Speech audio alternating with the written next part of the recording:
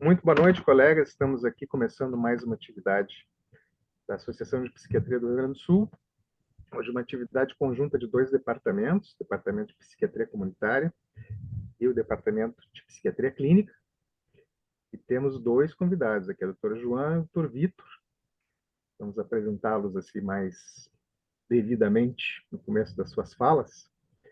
E essa atividade veio bastante em função do momento que a gente viveu e ainda está vivendo, né?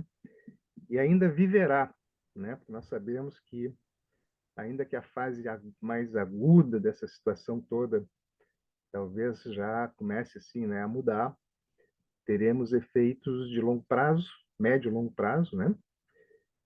E principalmente temos que nos preparar, todos nós, para esses fenômenos que já começam a ser, no Rio Grande do Sul, já começam a ser bastante frequentes, né? Claro que esse teve uma dimensão assim assustadora, mas não podemos dizer que não sabíamos, né? Porque os alertas, né, já vêm de muito tempo, né? A mudança climática não é uma novidade, mas de qualquer maneira, sim, precisamos nos preparar.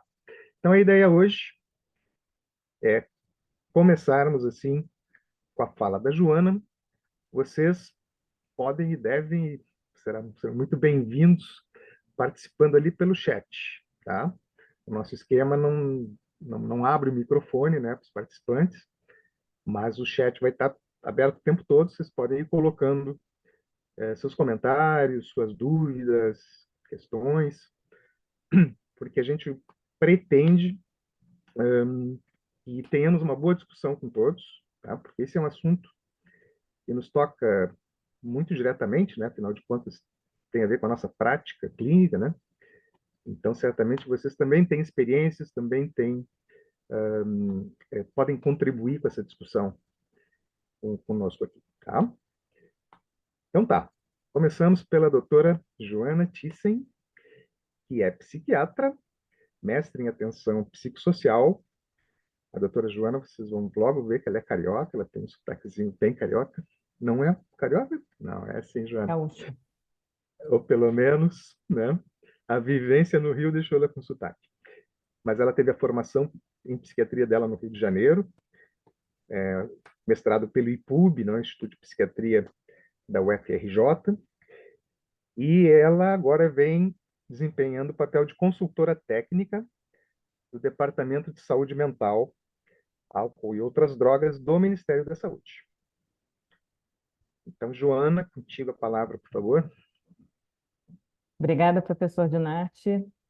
Então, só para esclarecer, eu sou gaúcha, mas fui para o Rio de Janeiro com 7 anos de idade. Então, por isso que o sotaque não Joana, está então, nem de um jeito nem bem-vinda de de outro. volta à tua pátria.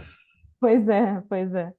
Então, na verdade, assim, eu realmente estive no Rio Grande do Sul há poucos dias atrás. Eu passei 12 dias junto com a Força Nacional do SUS, né, justamente para apoiar o diagnóstico que está sendo feito, assim como o plano de ação que precisa ser feito em resposta ao desastre que o Estado, praticamente como um todo, está passando, né? Também tenho experiência, minha experiência de trabalho foi muito tempo como matriciadora, psiquiatra matriciadora na atenção primária, no Rio de Janeiro, e fiz também alguns trabalhos pelo Comitê Internacional da Cruz Vermelha fora do país, então lidando também com emergências mais ligadas a conflitos armados, né? Então, o objetivo dessa apresentação é poder falar muito assim, são orientações principalmente para a atenção primária, né? Para as equipes que estão de saúde, que estão apoiando as pessoas afetadas pelo desastre, né? Eu também fiz essa apresentação a convite da Coordenação de Saúde Mental da Secretaria Estadual de Saúde do Rio Grande do Sul. Então, e utilizei muito o material da OMS, que é do MHGAP, para crises humanitárias, né? O Mental Health Gap Action Plan, o guia para as crises humanitárias. Então, vamos começar aqui com as orientações. Então, como introdução, né, em emergências humanitárias é muito frequente a exposição da população a eventos que podem ser traumáticos para muitas delas, né? E a gente sabe que tem uma grande variedade de reações emocionais, cognitivas, comportamentais e somáticas, mas a maioria também é autolimitada e não dá origem a transtornos mentais, né? Então, são informações que a população precisa estar sabendo também, né? E que as pessoas reagem de maneiras diferentes dependendo dos seus recursos pessoais e da qualidade do ambiente familiar e social ali disponível para elas, né? Essa é a pirâmide de IASC, né? Acho que a maioria de vocês já deve ter tido contato para a gente entender como que a gente planeja as intervenções que devem ser feitas em vários níveis de atenção, né? Pensando aí no escalonamento de cuidados em saúde mental e apoio psicossocial em geral e nos desastres também. Então, essa base da pirâmide, onde está a maioria da população, né? A gente tem que sempre pensar nas questões sociais, de serviços e direitos básicos, né, de saúde, de segurança, de habitação, né, as pessoas precisam ter acesso e o Estado também precisa estar garantindo esse acesso a esses serviços básicos. Num segundo nível, né, esse foco no fortalecimento dos apoios comunitários e familiares, que é essencial, que é o que a maioria, uma boa parte também vai precisar.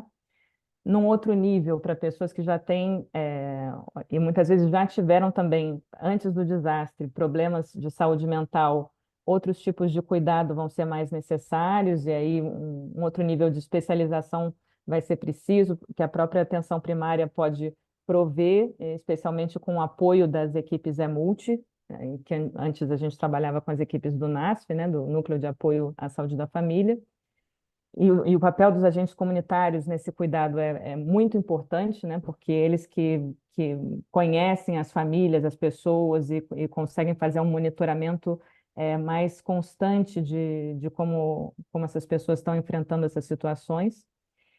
E no topo da pirâmide, os serviços especializados de saúde mental, né? E aí pensando nos profissionais dos serviços especializados, psiquiatras, enfermeiros psiquiátricos, psicólogos, que estão nos CAPs e outros serviços da rede de atenção psicossocial, né? Da RAPS. E aqui a gente elenca, né, algumas reações comuns, né, frequentes diante de emergências e desastres, né, então, como reações físicas, né, dificuldades para dormir, mudança de apetite, dor de cabeça, dor nas costas, taquicardia, pressão alta, sensação de aperto no peito, garganta, fraqueza geral. Cognitivas, problemas de concentração, preocupações constantes, né, pensamentos pessimistas, perda de autoconfiança, dificuldade de tomar decisões. Então, é um momento também que a gente tem que ter cuidado, porque as pessoas também não vão estar num momento adequado para tomar grandes decisões, né? Então, é complicado isso. Ficam pensando constantemente nos problemas, com muitos pesadelos sobre o evento, né, traumático.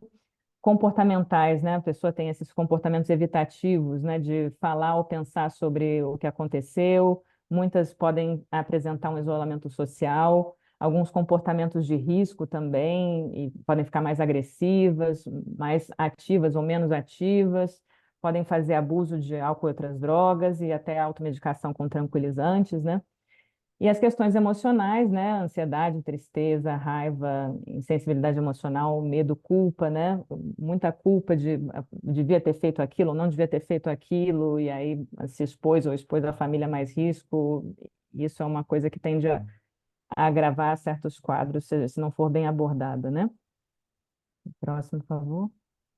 Então, para a gente pensar em reações e transtornos mais prevalentes diante desses desastres, né? Então, reações que não são clinicamente significativas e não vão demandar um manejo clínico, são mais comuns e transitórias e não levam a pessoa a procurar ajuda. Opa! E não prejudicam o funcionamento diário, né? Que é sempre uma questão que a gente tem que levar em conta, né? Qual é o grau de sofrimento que está trazendo e se está prejudicando o funcionamento diário.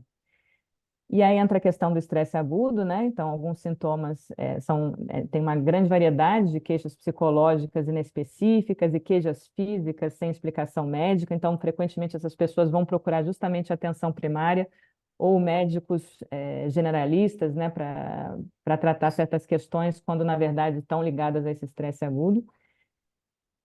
E aí já podem causar realmente uma dificuldade no funcionamento diário. O transtorno de estresse pós-traumático, né, que aí é um conjunto de sintomas agrupados nesses três conjuntos, né, ligados à revivência, à evitação e sensação intensa de ameaça atual, que persiste por mais de um mês, e aí por isso já configuraria, né, um transtorno de estresse pós-traumático, e tá ligado, né, ao evento, né, portanto, e causa uma considerável dificuldade no funcionamento diário. E também existem os problemas e transtornos mais prováveis até depois de exposição a eventos potencialmente traumáticos, mas que poderiam ocorrer sem essa exposição, como depressão, psicose, uso prejudicial de álcool e drogas e suicídio. E aí, em relação ao manejo, né? Então, para todos os casos, é muito importante, né? Os profissionais, sejam da saúde, sejam do serviço social, por exemplo, que estão atuando nos abrigos, né? É muito importante que eles estejam capacitados a prestar apoio psicossocial básico, né? Ou primeiros cuidados psicológicos, ou primeiros socorros psicológicos, né? Que, como é preconizado pela própria Organização Mundial de Saúde, e que tem esses passos, né, de escutar com atenção, de não pressionar a pessoa para falar, de perguntar quais são as necessidades delas mais imediatas naquele momento, as preocupações e como você ou a equipe podem ajudar, né? Ajudar a pessoa a justamente atender essas necessidades básicas e facilitando o acesso aos serviços que ela precisa naquele momento e também buscando fortalecer os vínculos familiares e com outros tipos de apoio social. E também buscar proteger a pessoa contra riscos e danos adicionais que podem estar ocorrendo naquela situação, né? Por exemplo, nos próprios abrigos, né? A gente sabe que tem situações que têm acontecido, infelizmente, de violências e que quem está trabalhando nesses abrigos precisa estar atento para poder diminuir esses riscos, né? Então, algumas orientações que podem ser dadas em relação à redução do estresse, né, e fortalecimento do apoio social. É importante que a gente se aproxime de maneira respeitosa e se ofereça para atendimento e escuta, né? Não é chegar perguntando, achando que a pessoa tem que aceitar aquela ajuda, né? Tem que ter um cuidado nisso, né? E deixar a pessoa falar sobre os seus problemas e preocupações dentro dos limites dela naquele momento, né? Não é para a gente forçar que ela fique falando e relatando o evento, porque isso pode não ser bom para ela naquele momento, né?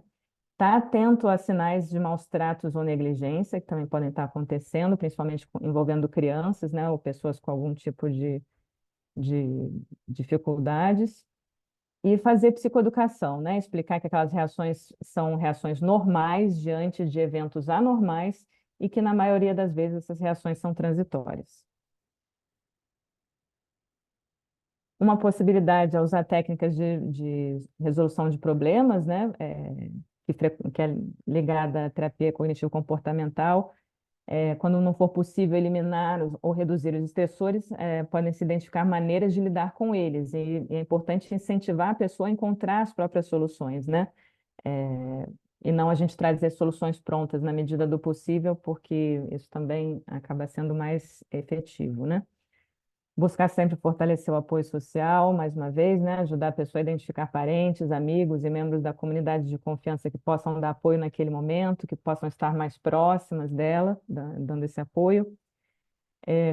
Conversar sobre maneiras de reduzir o estresse, né? Perguntar para a pessoa o que geralmente ela faz ou pode fazer naquele lugar onde ela está para reduzir o próprio estresse, ou identificar, desenvolver maneiras positivas de relaxar, como técnicas de controle do estresse, como exercícios respiratórios e as práticas integrativas e complementares em saúde. Eu, por exemplo, sou terapeuta comunitária, então, durante todo o tempo na atenção primária, eu trabalhei muito com terapia comunitária e a gente vê que tem um efeito muito interessante, e com mindfulness também, né? Práticas de mindfulness que têm sido muito boas, não só para a população afetada, mas também para os próprios profissionais, né? E é sempre importante a gente lembrar que tem que acompanhar e buscar garantir a continuidade do cuidado nos casos que tiveram início antes dos eventos, né? Perguntar para as equipes de atenção primária, as pessoas que já faziam uso de psicotrópicos, né, para tentar garantir a continuidade do acesso a essas medicações, é um cuidado também, na medida do possível, intensivo, quando são pacientes de CAPS, por exemplo, né? Então, são, são coisas importantes que a gente tem que fazer. Esse é um guia de autorregulação do estresse da OMS, né, para lidar com as adversidades em tempos de crise. É um material bem interessante, tem várias línguas, tem essa tradução em português. A versão em inglês e em outras línguas vem com exercícios, os áudios desses exercícios, dessas práticas, que a versão em português ainda não tem, mas eles estão trabalhando para que haja essa tradução também, que acho que é bem interessante, é um material interessante também. E em relação, continuando a questão do manejo, né, é importante a gente reforçar essa mensagem de que não é bom, não se deve prescrever medicamentos para controlar os sintomas do estresse agudo a priori, né? Em relação, por exemplo, aos problemas de sono, né, ligados ao estresse agudo, é importante, mais uma vez, explicar que é um problema comum depois de uma situação de estresse extremo, né, de explorar e abordar as causas ambientais da insônia, né, se tem ruído, se tem claridade, se tem alguma forma que a pessoa possa ou buscar um ambiente mais tranquilo, ou, enfim, uma máscara para impedir a luz e isso facilitar que ela adormeça, né? Questões que podem ser resolvidas de outra forma. Explorar e abordar causas físicas também, né? Às vezes a pessoa tá machucada, está com dor, e aí isso atrapalha o sono, então cuidar dessa dor para que ela também consiga adormecer. E orientações gerais sobre a higiene do sono, né? Incluindo as rotinas de sono, evitar o consumo de café, nicotina e álcool no final do dia. E também, mais uma vez, as práticas de exercício de relaxamento que possam ajudar a pessoa a adormecer. E aí, em casos excepcionais, realmente graves, né, que as intervenções psicossociais não sejam possíveis, ou não tenham sido efetivas, e que a insônia cause, né, considerável dificuldade do funcionamento diário, então pode-se considerar o tratamento medicamentoso, né? E aqui é importante essa orientação em relação ao uso de benzodiazepínicos, né?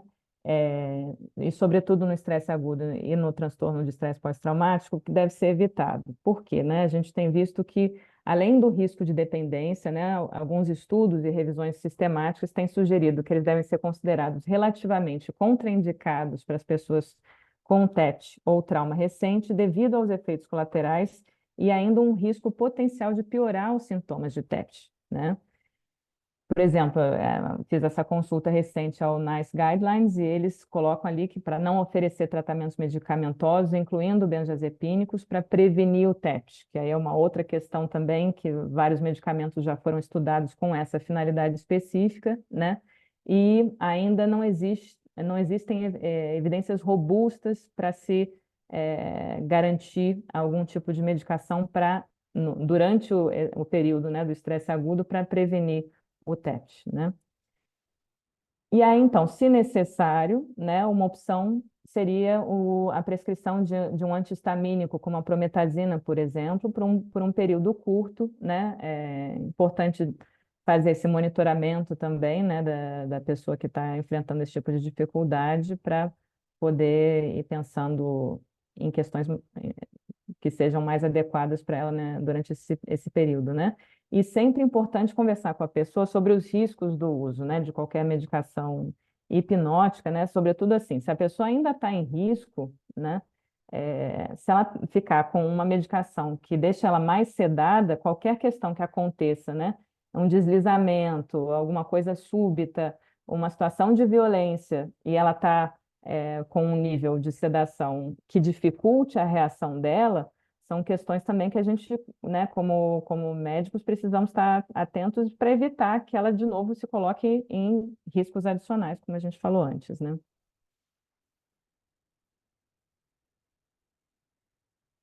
Por exemplo, se a pessoa apresenta hiperventilação, né, como um dos sintomas do estresse agudo, é importante, como sempre, né, descartar e controlar outras causas possíveis, né? E caso não se identifique nenhuma causa física, tranquilizar a pessoa, não daquele jeito, né, dizer, ah, não, você não tem nada, né, que a pessoa, ninguém gosta de ouvir isso, não, você não tem nada, ela está sentindo alguma coisa, sim, né?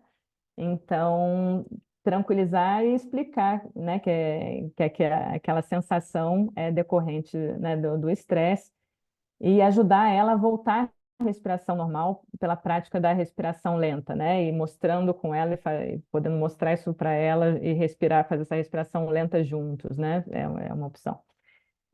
Em relação aos sintomas dissociativos do estresse agudo, é a mesma coisa, tem que, né, descartar e controlar outras causas possíveis, reconhecer o sofrimento da pessoa, né, e manter uma atitude respeitosa, perguntar para ela qual é a explicação que ela mesma dá àquele sintoma que ela está relatando, né, mais uma vez tranquilizar a pessoa e até considerar o uso de intervenções culturalmente específicas que não causem danos à pessoa.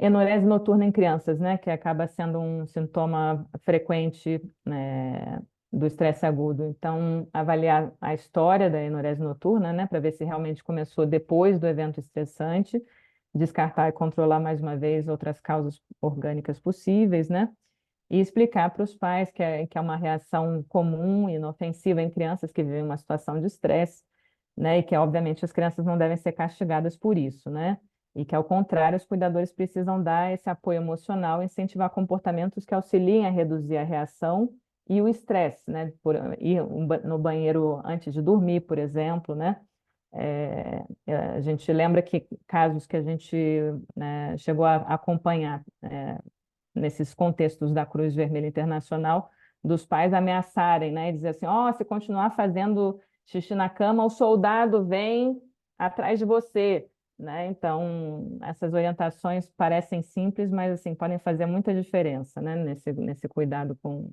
as pessoas e as crianças.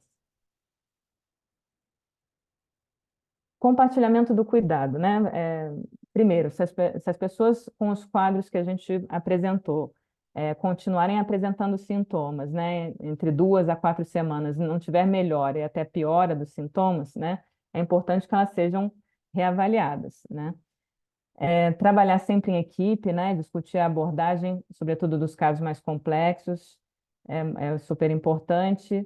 De acordo com os serviços da RAPS disponíveis, é importante compartilhar o cuidado, né, principalmente com equipes matriciadoras e os CAPs, sobretudo nos casos de pessoas com transtornos mentais graves, que necessitam de um cuidado intensivo, pessoas com risco de suicídio ou que foram vítimas de violências, né?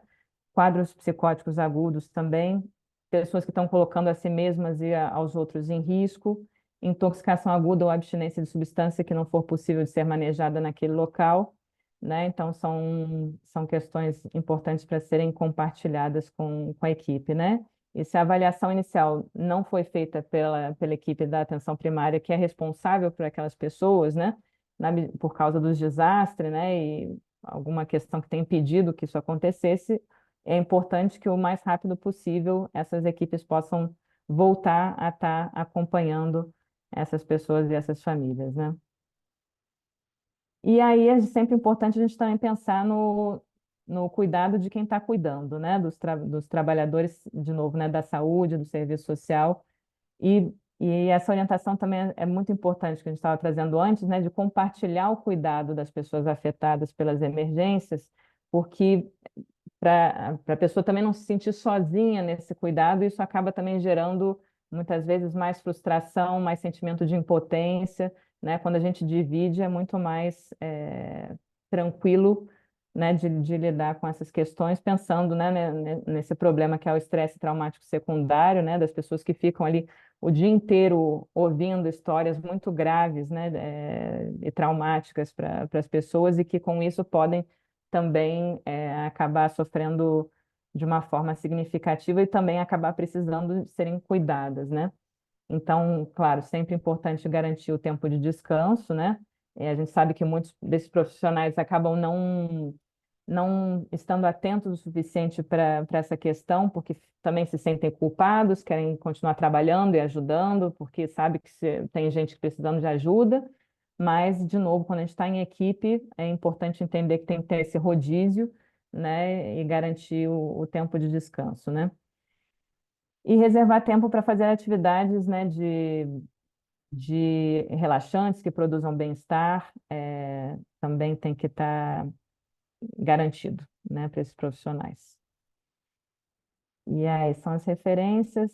A gente teria mais algumas questões, mas acho que é bom reservar um tempo para tirar dúvidas e perguntas. É isso. Tá ótimo. Então, assim, a partir dessa fala da Joana, nós vamos deixar mesmo as perguntas para o final, tá bom? Se vocês quiserem, para não perder escapar da memória e colocando ali já no chat, tá tranquilo. Mas passamos, o meu colega Rafael vai apresentar então o Vitor. Depois dessa aula muito boa, vamos agora com a segunda parte com o Dr. Vitor. Dr. Vitor Calegaro, ele é professor adjunto do Departamento de Neuropsiquiatria da Universidade Federal de Santa Maria, pós-doutorando em Psiquiatria e Psicologia Médica pela Unifesp, doutor em Psiquiatria e Ciências do Comportamento pela URGS, e também atuou e coordenou atendimento psiquiátrico aos sobreviventes da Boate Kiss e outros traumas no Hospital Universitário de Santa Maria. Então, acho que vai ser bem interessante ele trazer esse olhar além desse da atenção primária e também, daqui a pouco, quem sabe, correlacionar com os traumas anteriores que a gente já viu. Doutor Vitor, com você a palavra. Uma boa noite, muito obrigado por esse convite para estar aqui falando com vocês sobre tratamento farmacológico do transtorno de estresse pós-traumático. Em virtude desse momento, nada mais oportuno, adequado que a gente tenha esta oportunidade de discutir esse assunto que vai ser cada vez mais nossa rotina como médicos, não somente como psiquiatras, mas como médicos em geral, que em virtude de desastres climáticos, como foi falado, né, pelo Dr. Dinarte no início, a gente já sabia que isso vinha a se agravar e, de fato, a gente está verificando ao longo do tempo. Então, essa vai ser a nossa realidade cada vez mais. Então, vou falar aqui sobre o tratamento farmacológico do transtorno de estresse pós-traumático, dando continuidade à fala da Joana. Então, o que tinha sido falado antes, né, era mais relacionado ao período emergencial, período agudo. Agora, eu vou tentar transmitir para vocês o acompanhamento a longo prazo, né, o que a gente deve fazer depois que essa poeira vai baixando, né, ou melhor, no nosso caso, né, que a água vai baixando, né, que passa o primeiro momento, né, o momento mais agudo, o momento que gera mais ansiedade, né? E aí a gente vai vendo a cronificação para muitas pessoas, né? Não somente do transtorno de estresse pós-traumático, mas de outras coisas também, certo? Mas vamos pensar no TEPT aqui como o principal representante desse grupo de transtornos associados ao trauma. Mas eu não quero que essa discussão fique limitada ao TEPT, e vocês vão entender por que ao longo do tempo. Bom, sendo bem objetivo, né, aqui eu trago um fluxograma que a gente registrou num livro, que é um livro de protocolos do Hospital Universitário de Santa Maria, em virtude do atendimento todo dos sobreviventes da Boate Kiss. É um livro que tem protocolos de diversas áreas, e nós, do Departamento de Neuropsiquiatria, fizemos, então, o protocolo da psiquiatria, né, do ambulatório psiquiátrico. Diga-se de passagem, esse protocolo aqui, ele foi publicado, né, em 2016, mas todos os protocolos foram feitos ainda em 2013, nos primeiros meses, a partir do incêndio da Boate Kiss, e foi que a gente utilizou como atendimento, né, como regra no atendimento que a gente foi fazendo. Não somente no ambulatório da psiquiatria, mas no centro de triagem, nesse serviço é o CIAVA, Centro Integrado de Atendimento a Vítimas de Acidentes, a gente tinha uma triagem na qual a gente fazia screening e monitoramento de casos subclínicos, pouco sintomáticos, né?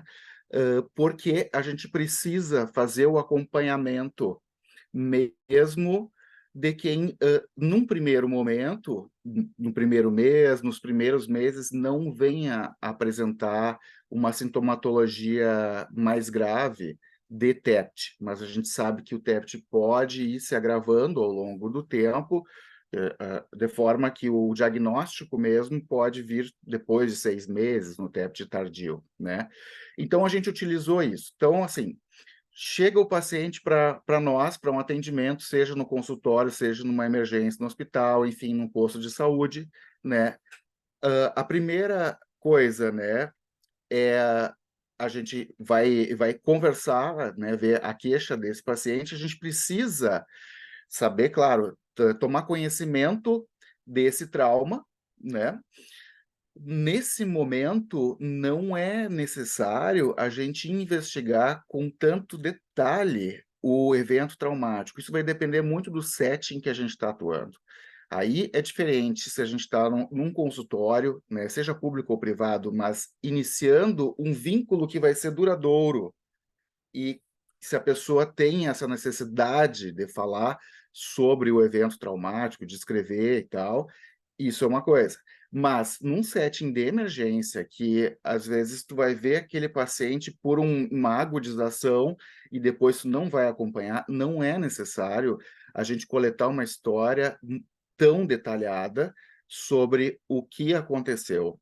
Nesse sentido, a gente tem que ter o cuidado para não retraumatizar, porque, em geral, em desastres, traumas coletivos, a pessoa já falou sobre aquilo para muitos profissionais e para pessoas do seu cotidiano.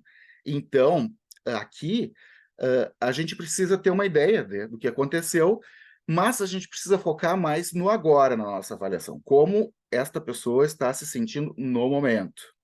E dentro do momento, a gente precisa ver já fatores pós-traumáticos, fatores de risco pós-traumáticos, né? Depois da exposição ao trauma, o que está acontecendo agora que está piorando a situação? Então, aí a gente tem que ver a exposição continuada ao trauma. Essa pessoa pode ter sofrido um acidente de trânsito, vamos supor, né? Mas vinha já sofrendo um abuso emocional, uma situação de violência doméstica.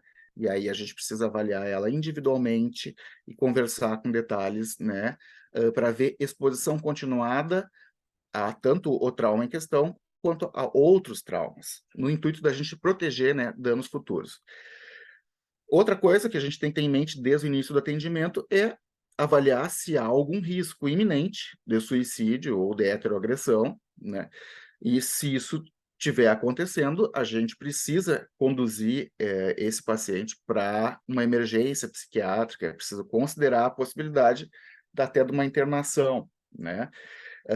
Se não há o risco, aí a gente tem que, né, coletar uma história detalhada, verificar a história prévia, história familiar, né? Comorbidades clínicas, comorbidades psiquiátricas, avaliar riscos, né? Fatores de risco, fatores protetivos, tudo isso vai nortear aí a nossa avaliação e uma certa estimativa do prognóstico. Tendo feito o diagnóstico, né? Tendo esclarecido se o indivíduo tem ou não TEPT, vamos pensar, não tem TEPT. Subclínico, tem alguns sintomas, mas não tem. Bom, a gente tem que avaliar outras coisas, porque eu costumo dizer, esse fruto da minha tese de doutorado, que no início a ideia era estudar TEPT, no final eu entendi que, na verdade, existe uma psicopatologia pós-traumática. Não é só TEPT, tem pessoas que não chegam a fazer TEPT, mas fazem uma depressão traumática, tem pessoas que têm transtornos de ansiedade, transtorno do pânico, por exemplo, tem pessoas que desencadeiam um episódio maníaco após o estresse, né, após um trauma, assim, e passa a ter o diagnóstico de um transtorno bipolar, casos de psicose, transtornos dissociativos, tem uma série de coisas que estão associadas ao TEPT, né? E a pessoa pode não ter o diagnóstico, e a gente não deve negligenciar. Então, avaliar outras situações que necessitem de atendimento. É preciso lembrar o transtorno de adaptação também, para casos que não batem com um diagnóstico ou outro, né?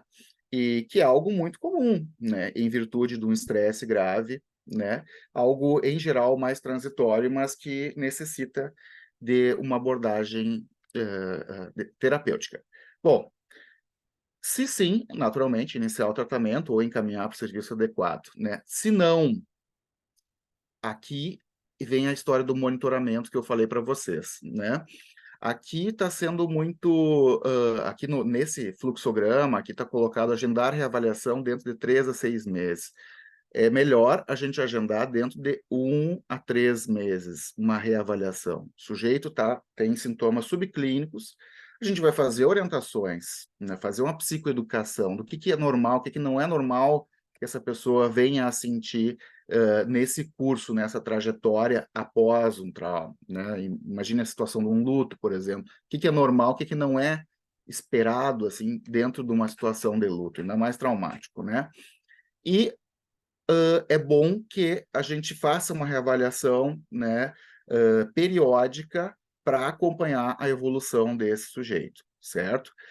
TEPT, costumo dizer, não é que nem depressão, que depressão hoje em dia já está na boca do povo, já aparece em novela, as pessoas têm mais conhecimento, né, do que é uma depressão. Mas TEPT no Brasil, né, assim, na população geral, né, poucas pessoas sabem o que é. Então, o mais comum é a pessoa apresentar um TEPT e julgar-se que ela é uma pessoa fraca, que ela não está conseguindo lidar, que o tempo vai passar, né, que ela precisa deixar mais tempo para aquilo melhorar, e não é isso que acontece. A gente está falando de um transtorno, certo? Com uma série de repercussões físicas, biológicas e médicas gerais, tá?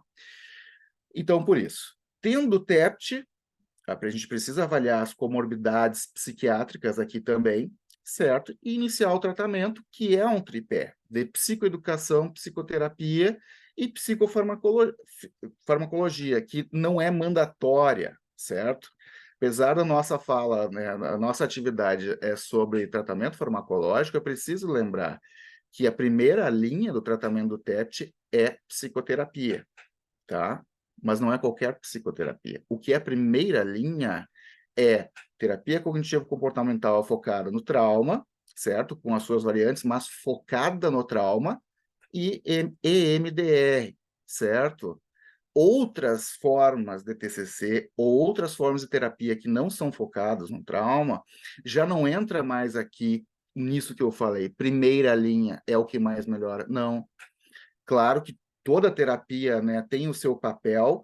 No mundo ideal é diferente do que está no guideline, que parece que todo mundo vai se beneficiar, não é bem assim, né? A TCC focado no trauma, por exemplo, tem muita abstenção ao tratamento, né? E não é todo mundo que tolera, certo? E muitas vezes não é disponível na nossa realidade, tá? Mas no mundo ideal, se tem, é a primeira coisa a se indicar, e o tratamento farmacológico é secundário.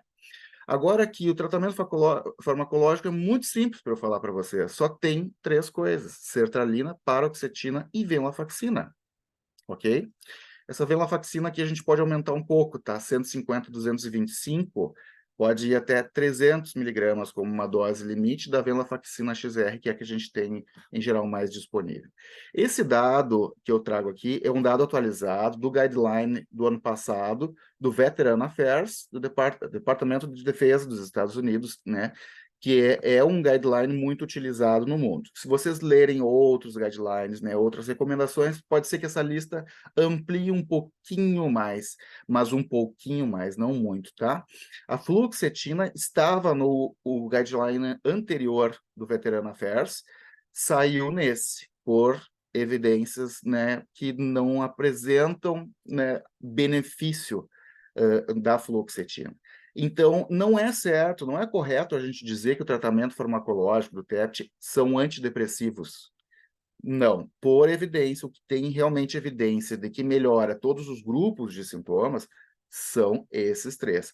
Por que esses e não outros antidepressivos, eu não sei dizer para vocês. Farmacologicamente, assim, não sei.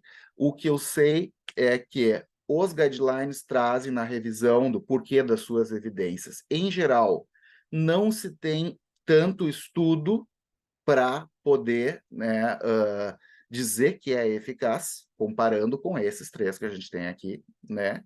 Ou os estudos que mostram resultados inconclusivos. Um mostra a favor, outro mostra contra, de forma que não é evidência suficiente para recomendar o uso de uma medicação. Mas então é isso, certo?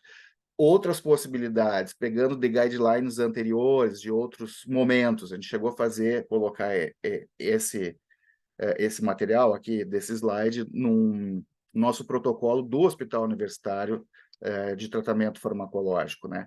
Em outras menções, né, mais antigas, apresentava outras opções, como segunda ou terceira linha.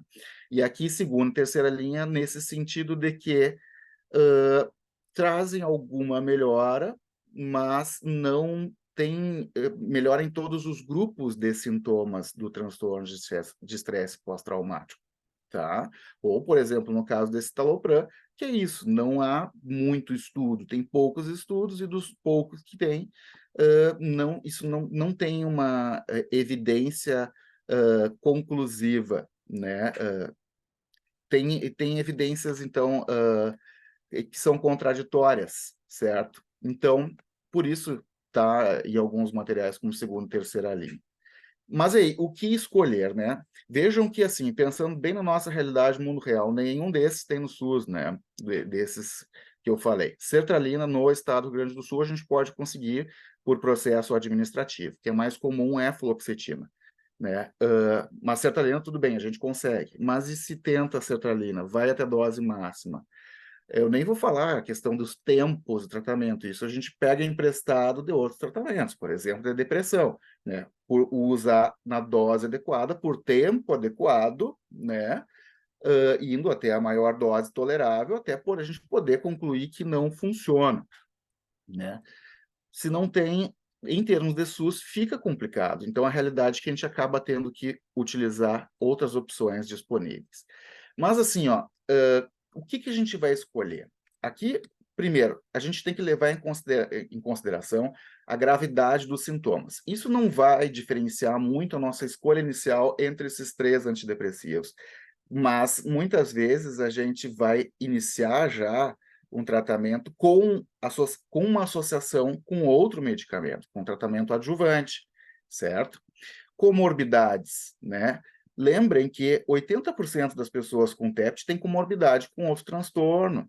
Em torno de 50% das pessoas com TEPT têm uma depressão comórbida, certo? Então, aí a gente tem que relativizar e ver, né, dentro dessas possibilidades, das comorbidades, esses tratamentos, então, né? Não vamos ficar fixado somente nessas escolhas aqui, porque está lá no guideline do TEPT. A gente tem que levar tudo em consideração. Condições associadas, doenças clínicas, gravidez, por exemplo, uma intolerância a certo medicamento vai acabar com que a gente mude a nossa opção. E a disponibilidade da psicoterapia, né? De psicoterapia de primeira linha, que é o que eu falei para vocês. Tendo uma psicoterapia de primeira linha, se o caso não é muito grave, que necessite de uma intervenção farmacológica imediata, a gente primeiro inicia a terapia e aí vai acompanhando e vê se tem mesmo necessidade de uma medicação, certo?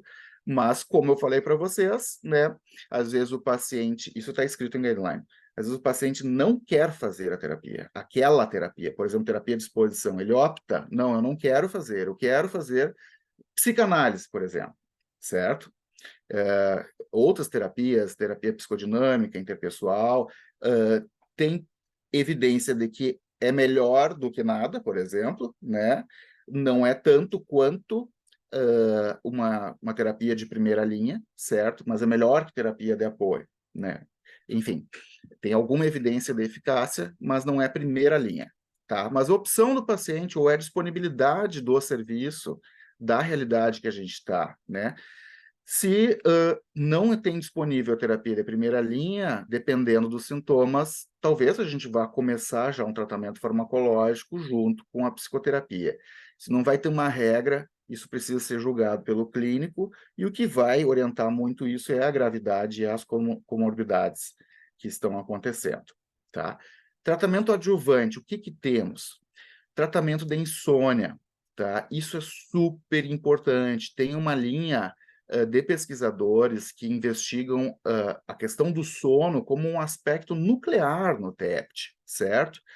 E, na prática, a gente vê, se a pessoa não melhora o sono, dificilmente ela vai melhorar do resto dos sintomas, tá?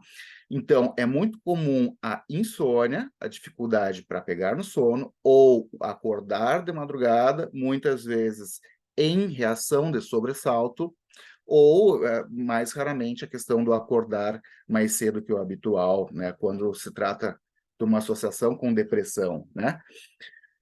Mas insônia é uma coisa, só que aqui uma dica, assim, sempre que o paciente que se queixa de insônia, a gente precisa investigar a possibilidade de pesadelos.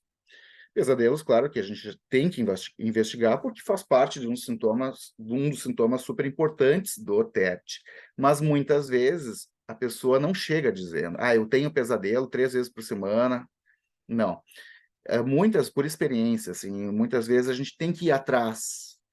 E falar de pesadelos é diferente de um transtorno de ansiedade, uma situação neurótica. Pesadelos no trauma, eles têm um impacto enorme. Não é só um sonho de uma noite que foi mal dormida. A pessoa tem o pesadelo à noite, em geral o relato é que no dia seguinte ela se sente muito mal. Ela lembra dos pesadelos. O pesadelo vem com uma espécie de revivência ao longo do dia.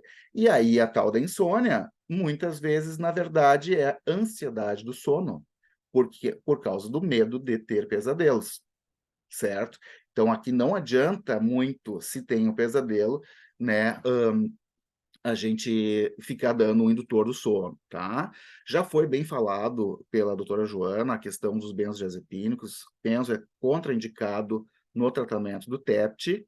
No TEPT, um pouco diferente lá do TEA, da reação aguda do momento inicial, aqui não dá para a gente dizer que vai piorar por causa do benzo. Lá naquele momento, sim, tem evidências.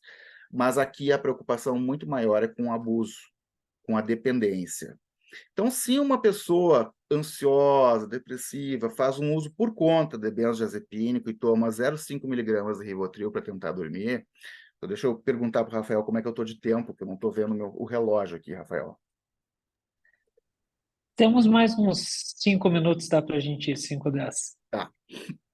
Então, se em geral, né, a pessoa toma ali 0,5, 1 miligrama por conta, né, com a vizinha, com a cunhada, e dorme no TEPT, a pessoa usa 6 miligramas, 8 miligramas, 10, 12 miligramas de Rivotril para tentar dormir e mesmo assim, às vezes, não dorme. É muito forte a hiperexcitabilidade que vem no TEPT. É diferente de um transtorno de ansiedade. Não é a mesma coisa. A gente não pode encarar como sendo... o TEPT é mais um transtorno de ansiedade, como era antes nas nossas classificações diagnósticas. Não, é outra coisa, é muito mais forte. Então, o risco de dependência é muito real, existe mesmo, tá? Mas, se for preciso, né, além do que já foi falado pela doutora Joana, né, quando é algo mais crônico, quando não melhorou com antidepressivo, a gente pode lançar a mão, por exemplo, de trazodona, tá? Prazosina, começou a se falar isso no final lá dos anos 2000, né? Guideline 2013 aparecia a doxazosina, no de 2017 saiu a doxazosina, agora voltou a doxazosina, tá? Isso vem por detalhes que não vêm ao caso aqui, mas a questão de evidência e tal, né? Ao longo do tempo surgiu um artigo com uma evidência contraditória, daí tiraram, agora voltou, né? Não se tem tantas evidências assim da prazosina, mas o que se tem valida o uso da prazosina para pesadelos, né? Não é um indutor do sono, né? Mas melhora pesadelos. Bom, não tem no Brasil. Até tinha há um tempo atrás a prazosina, agora não tem mais. Mas só que a gente tem disponível na rede de saúde pública doxazosina. Doxazosina, né, aqui é totalmente off-label, que eu vou dizer para vocês, tá? Justamente por causa disso. Não tem prazosina no Brasil, tem doxazosina em todos os postinhos, né? Nós começamos a utilizar, assim, a doxazosina em alguns pacientes, né? E verificamos que realmente tiveram uma melhora bem substancial, certo? Pacientes com TEPT crônico já há anos, principalmente ali TEPT associado ao incêndio da Boate Kiss. Relatamos 3 casos, certo? Que nós conseguimos documentar ao longo do tempo a melhora. A gente publicou na Revista Brasileira de Psiquiatria, certo? Tem mais uma coleção de casos, daí, claro, que da nossa atividade diária, né? De que nós verificamos, né? Risco é bem baixo, né? A questão é a hipotensão, que a gente tem que cuidar, e realmente uma melhora bem robusta. A gente iniciou um ensaio clínico para testar a eficácia da doxazosina, que foi interrompido quando estava tudo pronto para a gente fazer, foi interrompido por causa da pandemia e não conseguimos retomar, infelizmente, mas a gente soube nesse processo que há em andamento no mundo pelo menos 5 ensaios clínicos com a doxazosina. Talvez a gente vá ter evidências aí dentro dos próximos anos e vai aparecer em guideline, tá? Não posso fazer uma recomendação clara, estou compartilhando uma experiência, né, de algo que, enfim, não existem outras opções, essa que é a realidade, para pesadelo especificamente. Obviamente, a gente vai sempre lançar mão do tratamento com o antidepressivo, né, daqueles selecionados, mas se não melhorou depois de tempo, dose adequada, é algo que talvez possa ser considerado, tá? Outras coisas que entram junto no tratamento são situações de agitação, agressividade, impulsividade, raiva, certo? Que podem aparecer nesses pacientes, tá? E aí, o que temos em guidelines é algo considerado segunda linha, já não existe nem a primeira linha, é segunda linha, tá? Estranho isso, mas é segunda linha, terceira linha, tá? Falando da risperidona, olanzapina, né, aripiprazol, quetiapina, são adjuvantes aqui que entram com uma alternativa a um benzodiazepínico quando é preciso uma certa sedação, controle de impulsos e estabilização emocional, certo? Não é regra, mas muitas vezes a gente precisa utilizar. Volto a falar que o tratamento ele necessita ser feito dentro de um tripé, né? É preciso fazer a psicoeducação, né?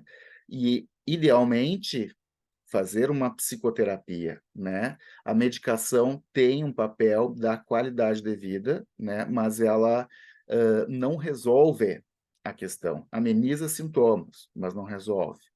É importante lembrar a recomendação de exercícios físicos também e de técnicas aí de auxílio na higiene do sono, certo?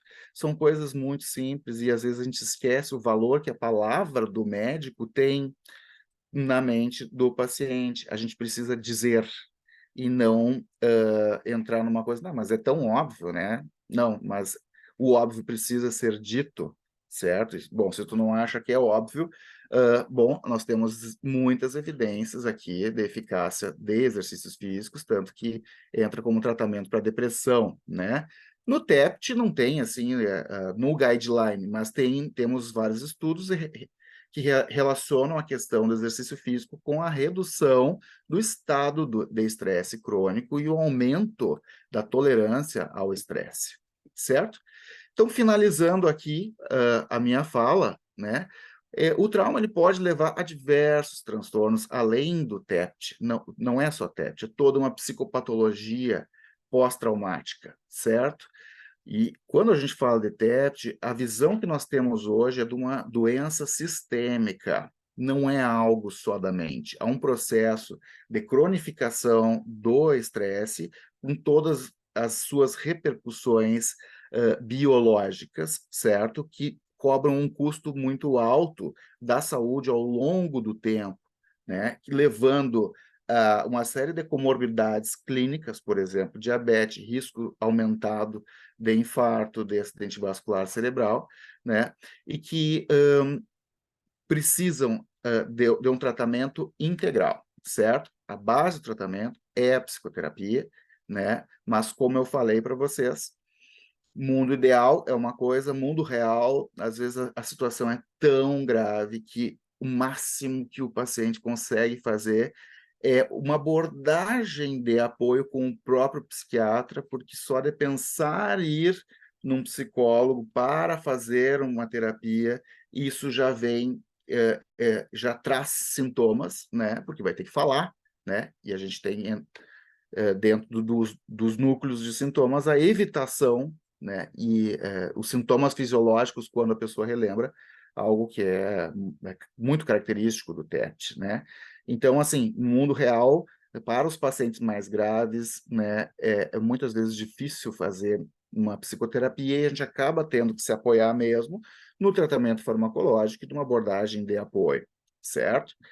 E, por último, o lidar com o trauma, né, é algo que é bastante desafiante, principalmente se a gente está inserido na comunidade na qual um desastre aconteceu. A gente precisa monitorar a nossa contratransferência, as reações que a gente tem emocionais, cuidar nesses atendimentos se a gente não está ficando com TEPT também, certo? Não está se traumatizando por uma traumatização vicária, e, claro, para isso existe supervisão e tratamento pessoal que a gente precisa buscar nesses casos também. Então, muito obrigado, eu fico por aqui.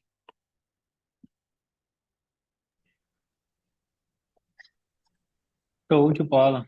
Muito, muito boa a sua fala, Vitor. Acho que ilustrou bastante o que a gente queria, né? De um jeito prático. A gente tinha comentado antes a importância de a gente conseguir manejar e até o fato de também ter outros colegas aqui, não somente psiquiatras, né? De conseguir pensar em como fazer esse manejo farmacológico. Também achei boa essa visão de que o TEPT em si é um diagnóstico extremamente específico, né? É difícil fazer, não é sensível, né? E ter esse olhar das outras repercussões do trauma, além do TEPT, eu acho de extrema relevância. Mas, bem, acho que vamos para a parte que a gente gosta, que é essa parte da discussão. Já tem algumas perguntas aqui. Vou começar com a pergunta da Ellen, que foi logo no início. Acho que é uma pergunta que muita gente possivelmente queria fazer, né? Primeiro, ela dizendo que tem percebido, a Ellen de Magalhães, tenho percebido que os pacientes querem muitos psicofármacos, né? O que fazer? Eles querem muito benzo. Se quiserem trazer quem achar melhor para responder, me contem um pouco o que vocês fazem nessa situação.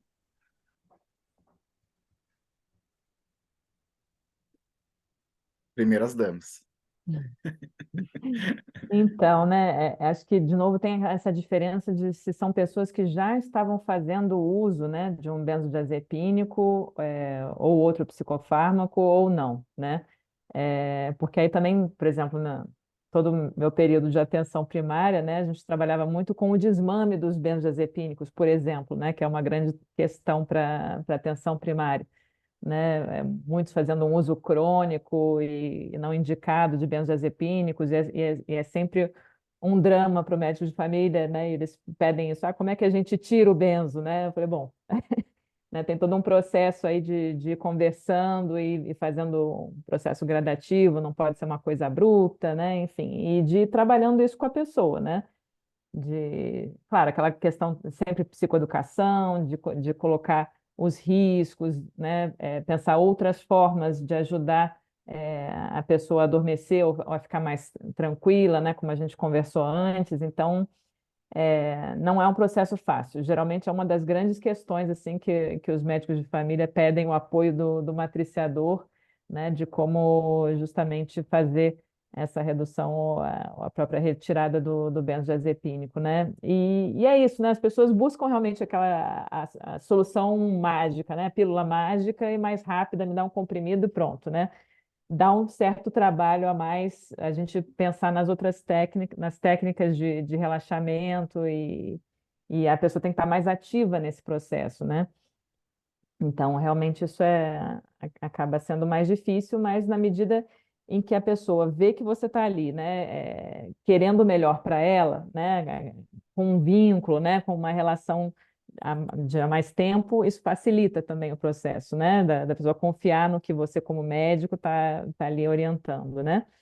Então, tem todas essas questões. Não sei se o professor Vitor quer complementar. Eu concordo plenamente. Eu acho que é isso. No momento que a pessoa pede, ela também está comunicando um desejo de se aliviar, né? De se aliviar o quanto antes dessa coisa horrível que ela está sentindo. Aí a gente precisa psicoeducar e colocar para ela que essa é a saída através da evitação, né? O evitar sentir. E se a gente reforça a evitação, a gente está condicionando, né, um comportamento fóbico que está associado ao TET. A saída não é a evitação, a saída é o enfrentamento, é permitir sentir tudo isso, por pior que seja. É que não tem outra, não adianta. É preciso sentir. É sofrido, doloroso, né? Mas eu acho que é bem isso que a Joana colocou, nessa hora, o vínculo. A pessoa, né, a gente dá essa noção científica e mostrar que a gente está ali para ajudar a pessoa nesse processo, né? É algo que encoraja, né? E talvez nesse sentido a gente vai precisar, vamos supor que a atenção primária, né? Pedir para a pessoa voltar, ó, vamos fazer assim. A gente pode dar uma série de técnicas, como de relaxamento, né? Possibilidades de mudar o foco do pensamento, fazer uma atividade física, alguma coisa quando se sente mal, né? Vamos tentar primeiro isso e tu pode vir aqui daqui a 2, 3 dias, semana que vem, enfim, combinar um retorno mais seguido, né? Ah, e aí vamos ver como a pessoa reage.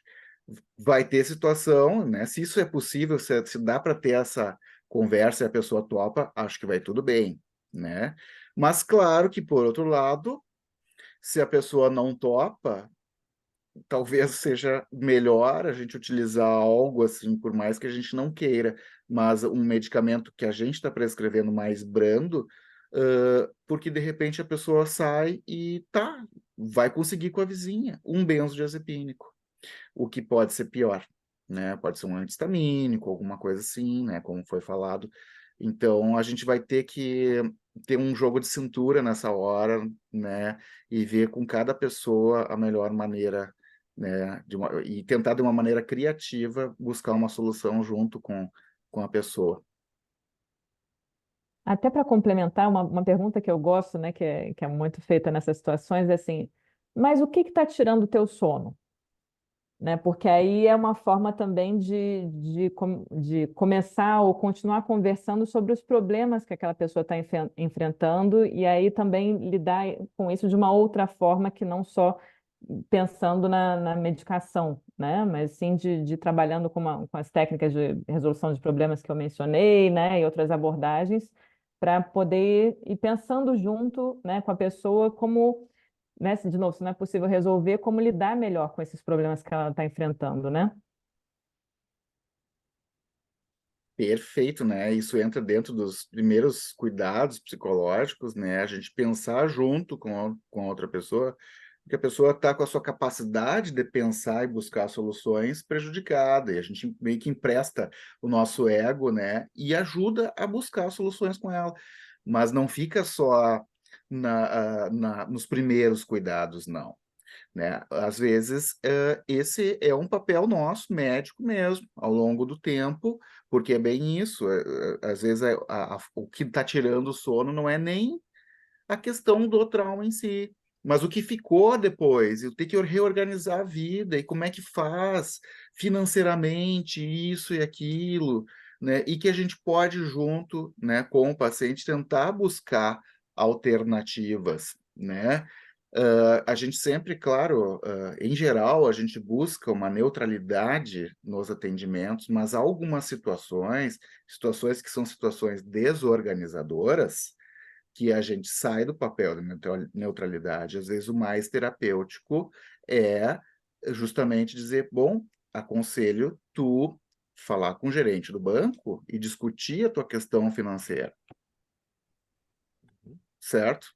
Às vezes é isso que a gente tem que fazer, acalma a pessoa, né? Claro, sempre com cuidado de não criar um vínculo de dependência no qual a gente vai se tornar o conselheiro da vida da pessoa, mas sabendo que isso pode acontecer e manejando, né? A gente precisa, né, quando a pessoa está muito desorganizada, pensar junto com ela e buscar alternativas, buscar soluções.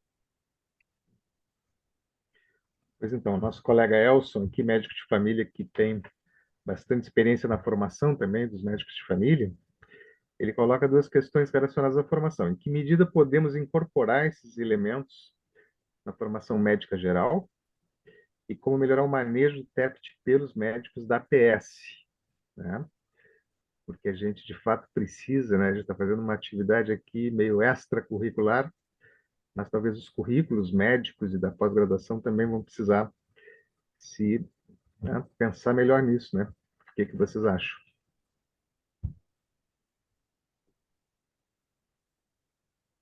Bom, eu penso que, né, na formação médica, eh, isso precisa entrar, tanto na disciplina de psiquiatria, por exemplo, né? Eu dou aula de psiquiatria na graduação e tal, claro, falo sobre isso, mas não somente, né? Porque tem outras questões associadas com desastres, né? Diversas situações clínicas em decorrência dos desastres. Por exemplo, agora aconteceram as enchentes, né? Eu me lembro que eu, aqui em casa, vendo na televisão, já comecei a falar, bom, daqui a pouco, ninguém falou ainda, mas daqui a pouco vai começar a aparecer a questão das epidemias por causa da água. A gente sabe isso. Em enchentes, né? Depois vem um adoecimento clínico, né? Muitas vezes epidemia de diarreia, infecções, enfim, das mais variadas, né? Tem questão da dengue, que a gente já tinha uma epidemia, bom, mas aí depois a água fica parada e tudo mais, né? Tem a questão de que, por exemplo, como na pandemia, né? Os serviços param, então aumentam os danos da falta do serviço de saúde para outras urgências agudas, por exemplo, um acidente de carro, quando tem pouco hospital e o hospital está lotado, e doenças crônicas. Não tem mais o postinho para consultar e a pessoa que trata a sua diabetes, né, parou o tratamento ou está com tratamento irregular. Então, quer dizer, isso tudo são aspectos médicos que saem do âmbito somente da psiquiatria no que se refere a desastres, né? Eu acho que acho que isso precisa ser discutido dentro das escolas, né? Porque se não houver essa discussão, as coisas vão acontecendo né, e não vamos ter isso na formação. Então, acho que só através de uma ênfase nas reformas curriculares, né, na composição dos currículos, né, em relação a isso.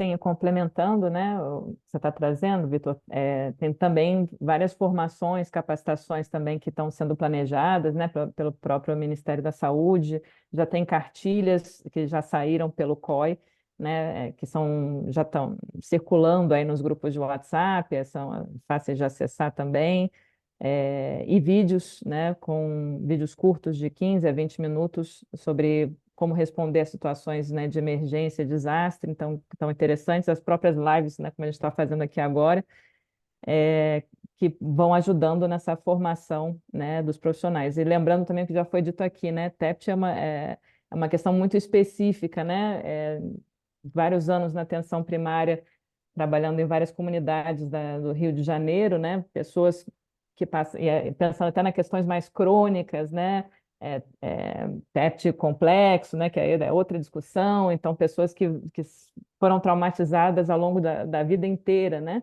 e que a gente vê que são quadros diferentes mesmo, né, mais de depressão, de ansiedade, de pânico, né, que a gente acaba vendo. Eu lembro também de um relato que eu li, acho que foi num artigo, uma entrevista de uma psiquiatra em Gaza, que também percebia a mesma coisa, assim, que os diagnósticos que eles faziam eram muito mais de depressão e ansiedade do que de TEPT, por exemplo, né?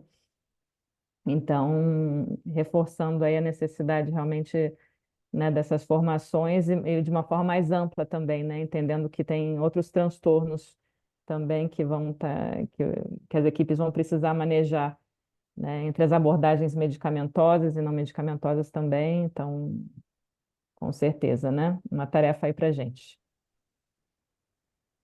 Perfeito, perfeito.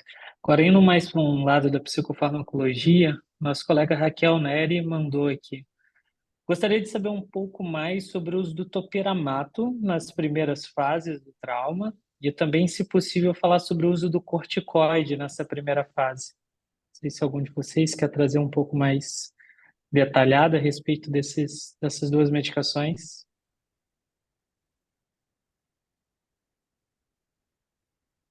Bom, eu posso começar falando, né? Assim, tem estudos já há um bom tempo, né, com os de beta-bloqueadores também, hidrocortisona, né, corticoides, topiramato, nas primeiras horas, né? Aí isso ainda está em campo de estudo. Não se tem ainda, de uma forma padronizada, manualizada, uma recomendação formal para o uso, né? Há algumas evidências, né, particularmente em relação a corticoide, até onde eu sei, né? Mas em relação a outras coisas, por exemplo, beta-bloqueadores já caiu há bastante tempo, né? Já nem se fala mais, né, a respeito, tá? E então, assim, a história do topiramato faz bastante tempo, há vários anos, né, que eu ouço isso, mas até agora não entrou em recomendação formal. Meu conhecimento não é muito amplo nesse sentido, na questão química da coisa, mas normalmente sigo a recomendação de guidelines e tal, né? E não temos ainda uma recomendação para o uso de um medicamento preventivo. Então, até agora, não tem medicamento preventivo, assim como não tem, né, uma psicoterapia preventiva também, certo? A gente não faz psicoterapia preventiva em TEPT, né? E preventiva para TEPT em indivíduos que não têm diagnóstico, a gente não faz, né? Porque a gente não sabe se realmente vai prevenir e se não vai retraumatizar, se não vai piorar. A gente não sabe. A gente não tem evidência suficiente para poder dizer. Então, melhor não fazer, né? Eu não sei, doutora Joana, né? Se talvez tenha outro conhecimento com relação a isso. Não, exatamente foi o que eu vi, né, revisando, né, nas guidelines up to date, e realmente eles falam exatamente isso, né, que tem algumas coisas positivas em relação à hidrocortisona, mas também já teve em relação ao beta-bloqueador e caiu. Então, assim, e eles são muito claros dizendo assim, não tem evidência suficiente para a gente recomendar e fazer. E não são medicamentos isentos de risco, né? Então, a gente, de fato, tem que aguardar até que se tenham evidências suficientes para, de fato, prescrever, né? Então, lembrando sempre que a gente tem que pensar, né, em atrogenias e que a gente deve evitar, né? Então, acho que é por aí. Eu Uhum. acho que isso é muito importante, sabe? Eu acho que a gente, muitas vezes, na hora, nessa situação do desastre, vale até mais o que não fazer do que o que fazer. Nessa hora, a gente precisa entender que é normal para o médico ter sentimentos de frustração, de impotência. Tu vê uma pessoa desesperada, desandando em choro na tua frente, tu tem a vontade de fazer alguma coisa por ela. E aí, muitas vezes, vem a vontade de pegar a caneta, né, de dar essa solução mágica, por exemplo, mas que não existe. E também não só em termos farmacológicos, né? Vamos fazer uma abordagem, vamos falar sobre isso, junto a todo mundo, vamos falar a respeito com todas as boas intenções. A gente sabe que isso piora a situação, né? Para vocês terem uma ideia, no início dos anos 90 era recomendado o debriefing, né? O debriefing como uma técnica onde tu, né, tinha um manual para isso, tu conversava, fazia um inquérito do trauma e tudo mais, né, com a pessoa, né?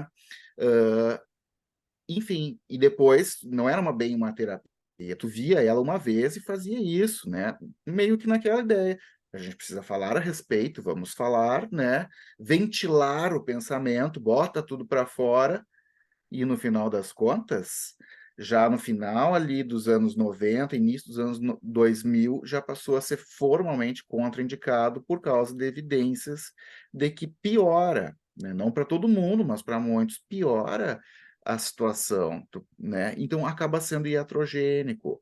Nessa hora de todo mundo querer fazer algo, né, solidário e tal, surgem muitas iniciativas positivas, mas também surgem iniciativas de pessoas, né, que com a melhor das intenções, mas criam alternativas que a gente sabe que ou não são eficazes ou são contraindicadas.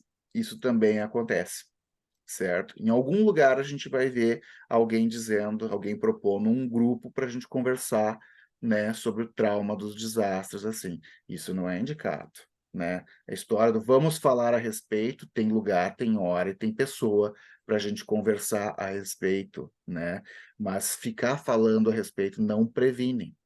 Então, a verdade é que é uma situação difícil, é uma situação difícil, né? O melhor que a gente pode fazer é conter o nó a gente mesmo, né? Ouvir as pessoas. O ouvir tem uma grande, um grande valor, certo? É uma grande coisa que a gente pode fazer. Ouvir um relato, né? Quando vem da vontade da pessoa relatar e compartilhar, né? Que ela só vai falar para a gente, às vezes, certos detalhes que ela não vai conseguir falar para as pessoas próximas. Isso traz muito alívio, ajuda, mostrar que a gente está junto para passar por isso, certo? Sem uma promessa de que, sim, nós vamos curar isso, nós vamos resolver e tal. Não, nós vamos lidar juntos com isso, é difícil, né? E nós vamos enfrentar essa situação. Isso é o melhor que a gente pode fazer, estar junto, né? Claro, daí se apoiar das coisas que têm evidências, né? Mas a gente precisa tolerar a nossa sensação de impotência e de frustração, e saber que poucas coisas, né? Parecem poucas coisas isso que a gente está falando, né?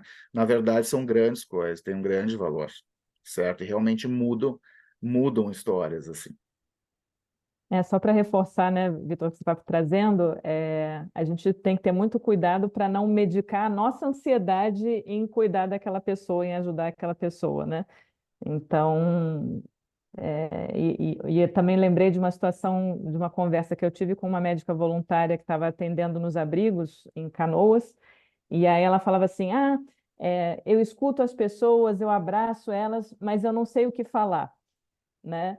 Então, essa importância que você trouxe, né, dessa escuta mesmo, o quanto que isso já ajuda muito, né, de mostrar que você realmente está ali disponível para ajudar aquela pessoa do jeito que for possível, mas também entendendo que tem um sofrimento e uma dor ali que não tem como ser evitada, né, que a pessoa realmente vai passar por aquilo, e o nosso trabalho é muito de identificar os recursos que aquela pessoa tem, né, ajudar a reforçar eles e dizer, né, isso, assim, estamos juntos, né, vamos seguir juntos.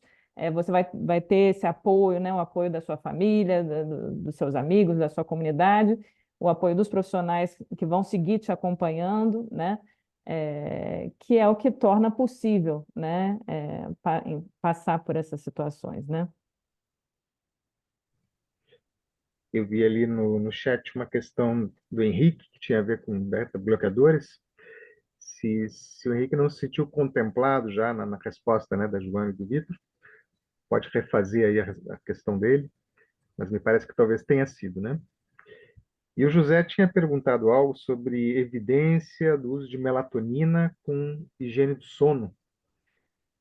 O que vocês gostariam de dizer sobre a melatonina?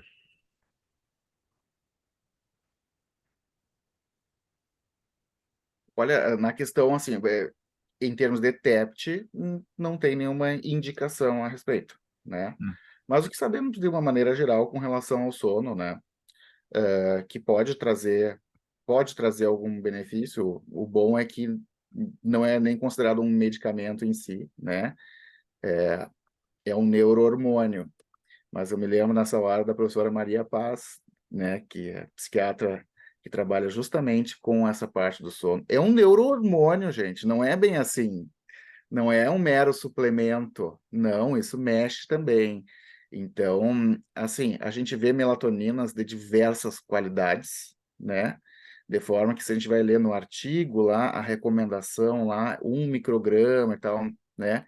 Coisa assim, doses bem baixinhas e chega na farmácia lá de manipulação ou importado aqui e ali, é 5 miligramas, é uma coisa uma dose muito mais alta. Então, às vezes tem isso, por não ser um medicamento, não tem uma padronização, não tem uma regularização de dose, a gente nunca vai saber direito, né, o quão bem vai fazer, o quanto vai atrapalhar, assim, né. Então, o que eu sei da melatonina é com relação a isso, né.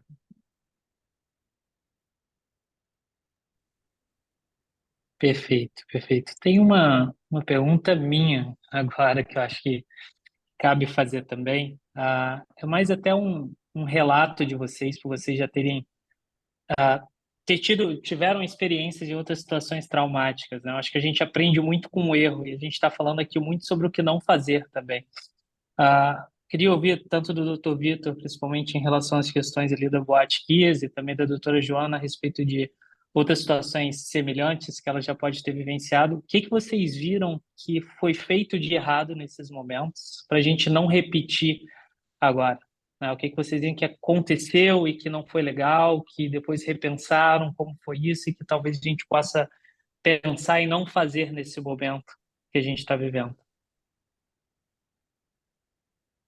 A primeira coisa que eu pensei agora, já que a gente estava falando de medicação e benzodiazepínico, né?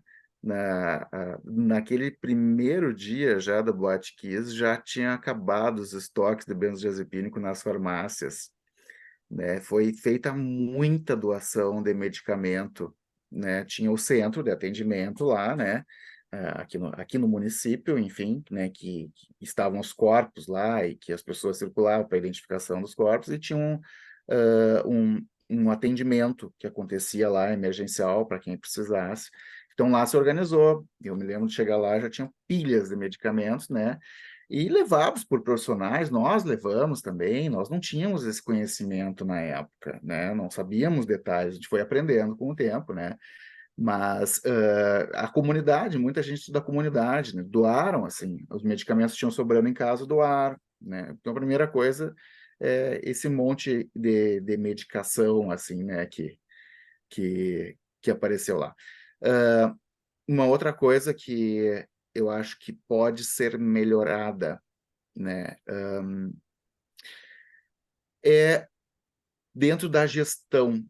Muitas vezes, na questão da Boate Kiss, né, eu tive que entrar em certos enfrentamentos, né, quando envolve questões políticas, porque, no fim, é a política que pode trazer as coisas, fazer as coisas acontecer. Não adianta. É quem vai destinar recursos, quem vai criar lugares, quem vai contratar, certo?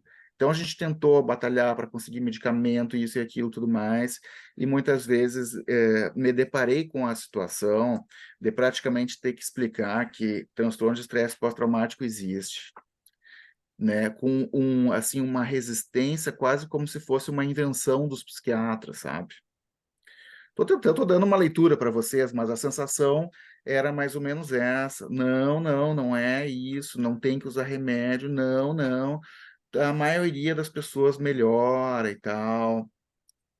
De fato, a gente faz essa fala, a maior parte das pessoas melhora, né? Mas dos artigos que a gente tem de prevalência de TEPT em desastre e tal, né? Essas prevalências são muito variadas, variam assim, ó, de 25%. Prevalência de TEPT em um ano depois de desastre, qualquer que seja, pode ser acidente aéreo, pode ser terrorismo, etc., de 25% a 75%. Então, não tem como dizer, tá? Em média, fica ali, tá escrito no artigo, de 30%, 40%. Não tem nem como fazer média assim, sabe? Então, depende muito, depende do tipo de desastre, depende de como vai ser o cuidado depois também, o que vai ser feito com aquela comunidade. Mas quer dizer, uma prevalência dessa que mostra que é relativo. Tem vezes que a maior parte das pessoas fica adoecida, né? E é uma coisa que existe, é real, sim. A gente tem, particularmente nos últimos 10 anos, um corpo enorme de evidências. Quando eu digo isso, quero dizer que existem várias meta-análises de diversos campos da ciência, né, mostrando evidências físicas, né, biológicas, das repercussões do TEPT, né? Então, repercussões em vários sistemas orgânicos, né? Sistema endócrino, com alteração eixo hipotálamo adrenal, sistema imunológico, né, um aumento de citocinas inflamatórias com repercussões pró-inflamatórias no corpo todo, certo? E neurológicas, também cardiovasculares, enfim, né? Existem várias coisas que mostram o que eu tinha dito antes, né? É uma doença sistêmica, né? É algo do corpo todo, o corpo todo adoece, né? Então não é bem assim, não é nem algo só psíquico e muito menos inventado, né, por psiquiatras, assim, tá? Então essas dificuldades são barreiras importantes para a gente conseguir viabilizar acesso, né? Para conseguir recurso, para fazer contratação e a perspectiva do longo prazo, né?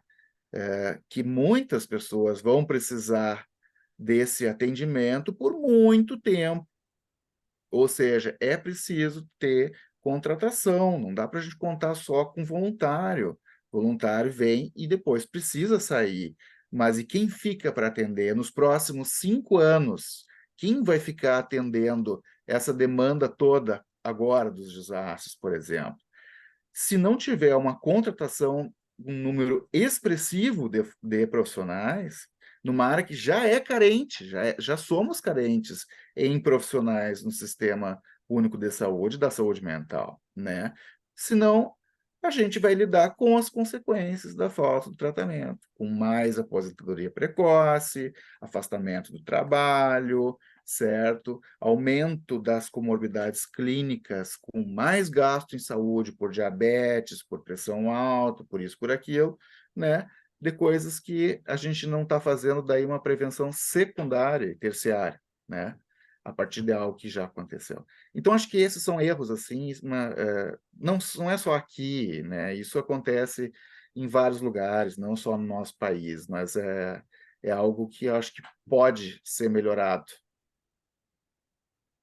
Acho que aproveitando um pouco desse gancho, né, que você está trazendo, Vitor, essa questão dos voluntários mesmo, né? A gente sabe que vários psiquiatras se organizaram para oferecer atendimento gratuito, né, para as pessoas afetadas pelo desastre.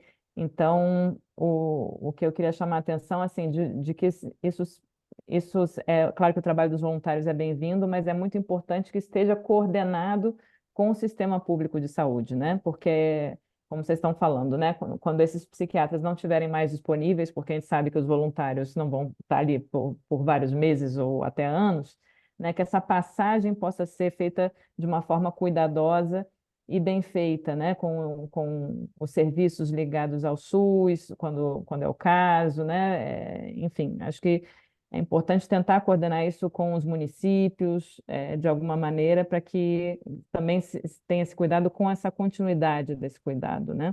Porque, de novo, senão acaba trazendo mais problemas do que soluções também para as pessoas.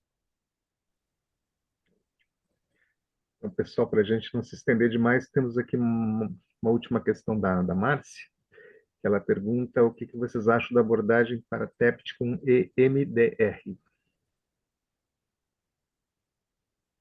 Bom, EMDR está dentro das técnicas de primeira linha, né? Quando falo de psicoterapia de primeira linha, né, pode ser EMDR ou TCC focado no trauma, né?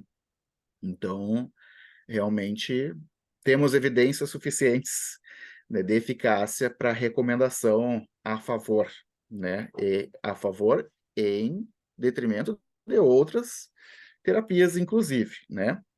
Então, é uma pena que é muito pouco disponível, né? São poucos profissionais que aplicam a técnica, assim, na nossa realidade.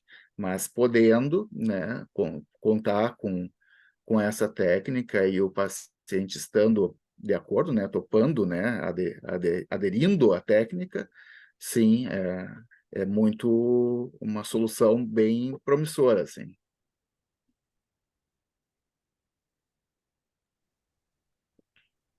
Vocês trabalham também com isso em Santa Maria, com a MDR? Não, não, Não, né? não É difícil ter trabalhamos. profissionais que tenham essa formação realmente, né? Mas Hum, é isso também, é o que a É, gente sabe que é primeira linha, né? Mas talvez a gente tenha que investir mais nisso também, né? Nessa formação. é. Tem algumas técnicas que vêm com um Rzinho do lado, sabe? De marca registrada, Uhum. né? Uhum, sim. MDR é uma delas, sim, né? Existe toda uma questão, não é em qualquer lugar que se faz, tem que fazer num centro formador e tal, né? Quem Uhum. criou a técnica recebe lá os seus royalties, né? Então, não é tão disponível para fazer, né? Não são muitos centros que ensinam também, né? O que a gente fez muito em Santa Maria foi uma abordagem integrativa, que na época a gente estava achando que era uma coisa meio maluca da nossa parte, integrar TCC com terapia psicodinâmica, né? E depois a gente viu que era mais ou menos isso que se fazia no NET Trauma, no Hospital de Clínicas de Porto Alegre, foi onde eu fiz o meu doutorado, né? E depois, no final do doutorado, que eu comecei a ler em artigos, né, falando de tratamento, de TEPS, de psicoterapia, que tem certas coisas que se faz numa linha teórica que também se faz na outra, só que o nome é diferente. Então, por exemplo, a técnica de exposição, terapia de exposição, que é manualizada, né? Ok, primeira linha de evidência e tal, beleza. Uma terapia psicodinâmica, né? Quando a gente entra no assunto do trauma, o tal do repetir, recordar, né? E recordar, repetir, elaborar, né?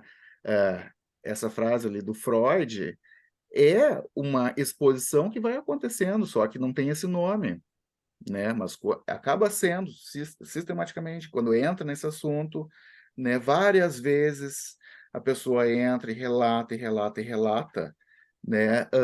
Tá fazendo uma exposição. Então comecei a achar evidências que realmente ligam os pontos, demonstrar que tem, na verdade, muitas coisas semelhantes, né? Claro, uma técnica é manualizada, a outra não é e tudo mais, né? Nós temos aqui por tradição em Santa Maria, né, uma vertente mais psicodinâmica, né? Nós somos bastante acadêmicos, então a gente não deixa de lado, né, o ensino da TCC, né, e a incorporação da técnica para alguns transtornos, né? Então, naquela situação lá da Kisa, a gente viu, bom, não dá para ser só remédio, a gente tem que ter uma solução de psicoterapia. E também não dá para ficar pensando em fazer só psicanálise. A gente precisa integrar, a gente precisa. Então, a gente acabou fazendo, né? Eu acabei sendo o coordenador do serviço, né? E fazendo a supervisão de praticamente todos os casos do ambulatório ao longo de alguns anos, assim, e que trabalhávamos também com a psicoterapia. E a gente tinha, assim, uma ideia, né? Que era, no início do atendimento, o foco é na psicoeducação, né, a abordagem, a história bem detalhada. A gente precisa coletar muita história de outros traumas que aconteceram, né? Depois a gente precisa entrar em técnicas da TCC, técnicas comportamentais, ensinar relaxamento, né, progressivo, ensinar respiração diafragmática, explicar a questão, né, da exposição, né, como é que faz, né, e utilizar algumas técnicas ao longo dessas primeiras consultas, né. E quando isso daí, claro, falando de paciente que estava em psicoterapia com os residentes, né? Aí passando já em torno de uns 6 meses, que daí o assunto já vai mudando e tudo mais, aí acabava entrando em algo que a gente abordava mais dentro de uma terapia psicodinâmica, quando envolvia a questão de crenças distorcidas, a questão da vinculação do significado do evento atual com traumas prévios e tal, né? Então a gente foi fazendo assim, né? Foi justamente também nesse curso da minha docência também, no período que eu estava coordenando, que eu entrei em contato com clínicas, né? Comecei o doutorado, que me encorajou também, né? Porque lá é mais ou menos isso que se faz também, né? Então, a gente estava sempre conversando, né, entre os serviços e acabávamos fazendo uma técnica muito semelhante, assim, né? Então, essa é a nossa experiência. Não temos a MDR aqui, mas a gente consegue fazer algumas técnicas assim. Obviamente, a gente fazia isso, né, que eu estou dizendo, assim, de uma maneira totalmente empírica, clínica e tal, quando a gente não tinha como encaminhar para um tratamento de alguém que a gente soubesse que fosse fazer a técnica como está no livro. Mas a realidade nossa é que a maioria dos pacientes não tinham como fazer, até porque não tinha profissional que fizesse TCC, focado em trauma e tal, aqui em Santa Maria, nem a nível particular, né? Então, ainda mais no serviço público. Então, era o melhor que nós podíamos fazer, assim, né? Era isso que a gente fazia. E temos uma coleção de experiências muito positivas nesse sentido. Uhum. E a Márcia também diz ali que tem um grupo na Associação de Psiquiatria aqui do Rio Grande do Sul que está se empenhando nessa qualificação, que é uma notícia boa para nós. Rafael, o que tu acha? Vamos cuidar da nossa higiene do sono, aqui do Tá na pessoal? hora, né? Tá na Eba, hora, senão a gente vai ficar até muito tarde. tá bom. Bom, eu queria agradecer muito aí a Joana, o Vitor, né, a parceria com o Rafael também. O tema era muito específico, mas os dois ampliaram muito, né? Porque realmente não se trata só de prescrever medicamentos, aí é a questão. Então, obrigado mesmo. Apareceu até um convite aqui do Elson aqui para ajudar num R3 de Medicina de Família e Saúde Mental, que é uma coisa fantástica. Eu acho isso muito bom que está começando a aparecer, né? Os médicos. Dinarto, até queria fazer um comentário sobre isso, estava de olho nesse comentário do Elson, né? Porque o É, Ministério da Saúde justamente tem organizado algumas oficinas para incentivar e dar o apoio técnico para a abertura desses R3 de saúde mental da medicina de família e comunidade. Já existe em Salvador e no Rio de Janeiro, e a perspectiva de que realmente a gente consiga apoiar a abertura desse ano adicional em saúde mental da medicina de família e comunidade em outros lugares. Porto Alegre aí não está muito longe, pelo que o Elson está falando, né? Mas então tá, passo para o Rafael para ele encerrar aí a nossa atividade. É isso, gente. Eu acho que agradeço a presença de todos, quem ficou também até esse horário com a gente. Doutor Vitor, doutora Joana, doutor Dinarte também, essa junção tanto do Departamento de Psiquiatria Clínica com o Departamento de Psiquiatria Comunitária. E é isso. Muito obrigado a todos. Depois essa aula vai estar disponível também, né? A gente envia para vocês, a companhia, a rede da PRS. Até mais. Boa noite a todos. Grande abraço. Obrigada, boa noite. Obrigado. Boa noite.